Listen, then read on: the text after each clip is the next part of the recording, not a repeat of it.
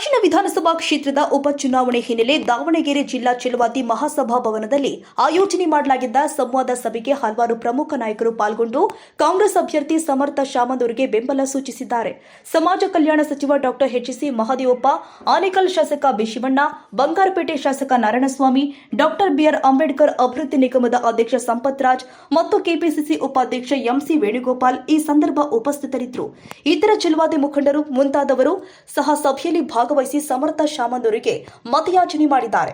ಈ ಸಭೆಯು ಉಪಚುನಾವಣೆಯಲ್ಲಿ ಪ್ರಚಾರ ಕಾರ್ಯಕ್ಕೆ ಸಾಕಷ್ಟು ವೇದಿಕೆಯನ್ನು ಒದಗಿಸಿದೆ ಎಂದು ಹಲವರು ಅಭಿಪ್ರಾಯಪಟ್ಟಿದ್ದಾರೆ. ನೀವು ನಮ್ಮ ಸಮುದಾಯದ ಮುಖಂಡರುಗಳನ್ನೆಲ್ಲ ಒಟ್ಟಿಗೆ ಸೇರಿಸಬೇಕು. ಇವತ್ತಿನ ಪರಿಸ್ಥಿತಿಯಲ್ಲಿ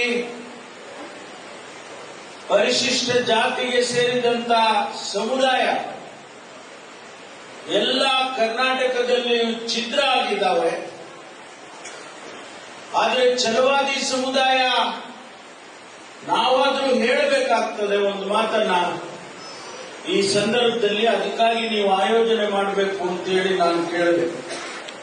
ಆಗ ಇಲ್ಲ ಅಣ್ಣ ನೀವು ಬಂದ್ಬಿಡಿ ಡಾಕ್ಟ್ರು, ನೀವು ಬನ್ನಿ ಅಂತ ಹೇಳಿ ಅವರು ನಮಗೆ ಪರ್ಮಿಷನ್ ಕೊಟ್ಟಿದ್ದಾರೆ. ಅದಕ್ಕಾಗಿ ಬಂದಿದ್ದೇವೆ ಇಲ್ವಾ?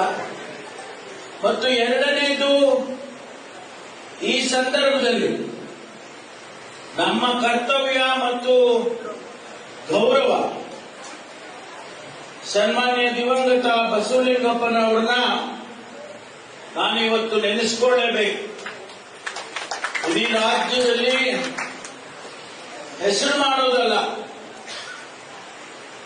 ಈ ರಾಜ್ಯದಲ್ಲಿ ಗೌರವವನ್ನ ಸಂಪಾದನೆ ಮಾಡಿ ನಮ್ಮೆಲ್ಲರಿಗೂ ಕೊಟ್ಟಂತ ಬಸವಲಿಂಗಪ್ಪನವರು ಮತ್ತು ಅವರ ಜೊತೆಯಾಗಿ ದಿವಂಗತ ರಂಗನಾಥ್ ಅವರು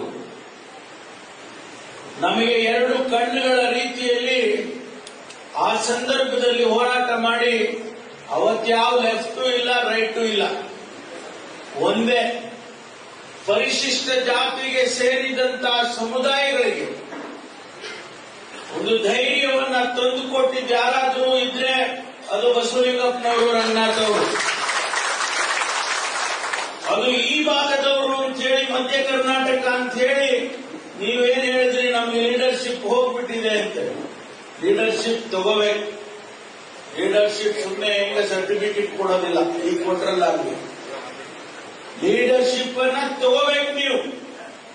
ಮಧ್ಯ ಕರ್ನಾಟಕದಲ್ಲಿ ಇರ್ತಕ್ಕಂಥ ಮುಖಂಡರುಗಳು, ನಮ್ಮ ಸಮುದಾಯಗಳಲ್ಲಿ ಇರ್ತಕ್ಕಂಥ ಮುಖಂಡರುಗಳು ಲೀಡರ್ಶಿಪ್ ಅನ್ನ ಕೈಗೆ ಎತ್ಕೋಬೇಕು. ನಾನು ಕಳೆದ ಬಾರಿ ಬಂದಾಗ ಹೇಳಿದೆ, ನೀವು ಯಾರಿಗೂ ಅಡಿಯಾಳುಗಳಲ್ಲ, ಯಾರಿಗೂ ಅಡಿಯಾಳುಗಳಲ್ಲ. ನೀವು ಬಾಬಾ ಸಾಹೇಬ್ ಅಂಬೇಡ್ಕರ್ ಅವರು ಶಕ್ತಿಯನ್ನ ಕೊಟ್ಟಿದ್ದಾರೆ, ನಿಮಗೆ